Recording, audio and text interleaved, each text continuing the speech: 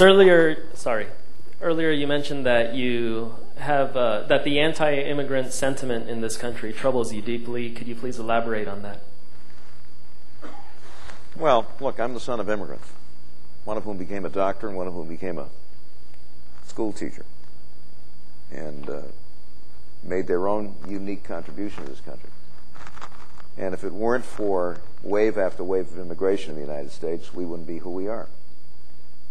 That doesn't mean I support illegal immigration. I don't. And I think there was precious little enforcement of the 1986 immigration law, which was supposed to deal with the problem, especially by requiring, and by the way, helping employers to make that determination at the workplace. But the idea that we're going to send 12 million people back someplace is preposterous. And so the question, it seems to me, is how do we deal with this problem, even while we are trying to get a lot tougher on enforcement than we have been, and we really haven't, you know, under administrations of both parties, while at the same time dealing with these 12 million folks and their kids, many of whom are American citizens by virtue of birth. And I thought that the approach that the president, by the way, another plus for the president in my judgment, the approach that the president, McCain, Kennedy, that kind of bipartisan coalition came up with, this notion of earned citizenship, made a lot of sense.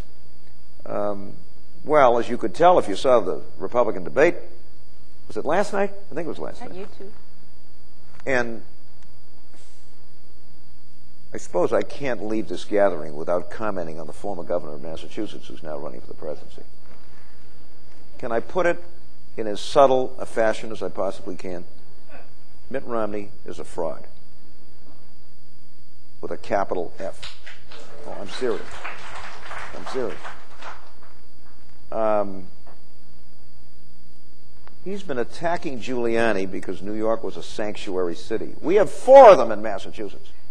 Never said a word about it when he was governor. As late as 2005, he was commending the Bush, McCain, Kennedy approach to immigration. 2005. And then he was caught red-handed using illegals to cut his grass. In fact, I think Giuliani referred to his sanctuary mansion last night, or whatever it was. I mean, the man has no moral core at all. I don't understand it. And by the way, he was a lousy governor. A lousy governor. Left the state in terrible shape. How did I get into this? Oh. Well, you were answering the question on immigration. Yeah.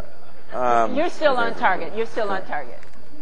So, while, you know, it's a hot-button issue and people get, I mean, you know, part of the challenge in public life, as all of us know, Pat, you and Barbara and those of us who hold elective office, is how in the face of what oftentimes is temporary public outrage, which you think is ill-advised, do you kind of try to do the right thing, say the right thing, and act in the public interest, even though it's, you know that at least temporarily it's going to lose you some support. Well, that's the test, folks, you know. I mean, can you stand up and try to do the right thing as you understand it and as best you can determine it, even when public sentiment is going in a different direction? I mean, there you are, and you face this all the time, but looked at realistically. Lord, if you sent all those people back, the economy of Southern California would collapse in a second. You know, I mean, these folks would have to go out and cut their own grass. Can you believe that? So would Romney, by the way, if he knew how. I don't know. But I think the approach that passed the Senate, at least I think it passed the Senate, didn't it? And then got derailed in the House. Yes. Is probably the right approach to deal with what is a very difficult problem. If we get substantial Democratic majorities in both branches, I think that will be an approach that's adopted.